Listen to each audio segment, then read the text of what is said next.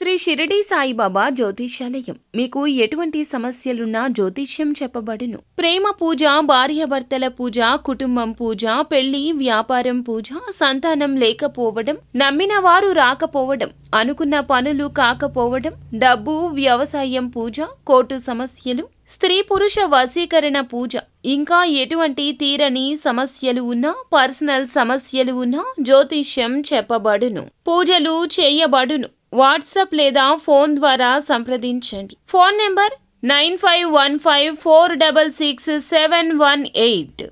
తప్పకుండా మీకు జరిగేది ఇదే. ఒక స్త్రీ మాటలతో కట్టిపడేస్తుంది. ఆ యొక్క మాటలు ఎలా ఉంటాయంటే చాలా చిత్ర విచిత్రంగా ఉంటాయండి.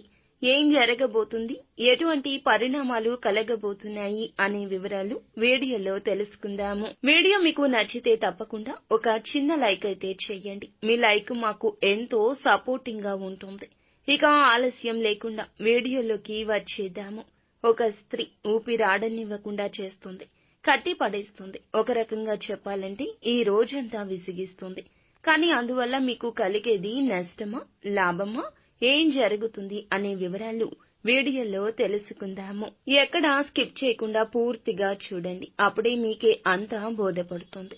ఇక ఆలస్యం వద్దండి, వీడియోలోకి అయితే వచ్చేద్దాము. ఒక స్త్రీ కావచ్చు. ఆ స్త్రీ కుటుంబ సభ్యుల్లో ఉండొచ్చు, ఇరుగు పొరుగులో ఉండొచ్చు. మీకు ఫోన్ అయితే చేయబోతున్నారు.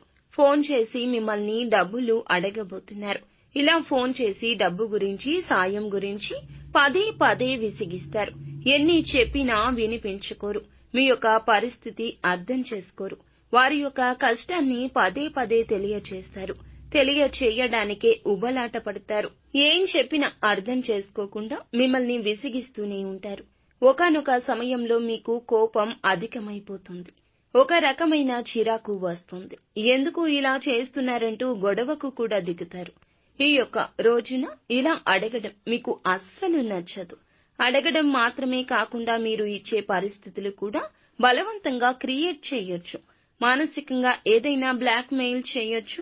బాధ పెట్టే మాటలు మాట్లాడొచ్చు. మీలో ఉన్న ఒక చీకటి కోణాన్ని బయటకు తెచ్చేంత వరకు కూడా వారు విడిచిపెట్టరు.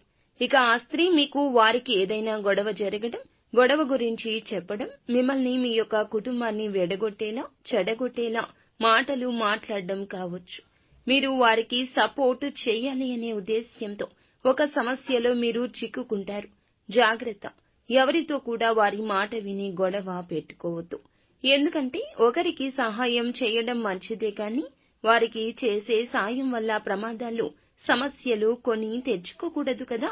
అది మీకు కానీ కుటుంబానికి కానీ సమస్యలు సృష్టిస్తుంది. ఇక మీ యొక్క అననుకూల ఫలాలు అనుకూలంగా మార్చుకోవడం కోసం నిత్యము కూడా శివ భగవానుని ఆరాధించండి.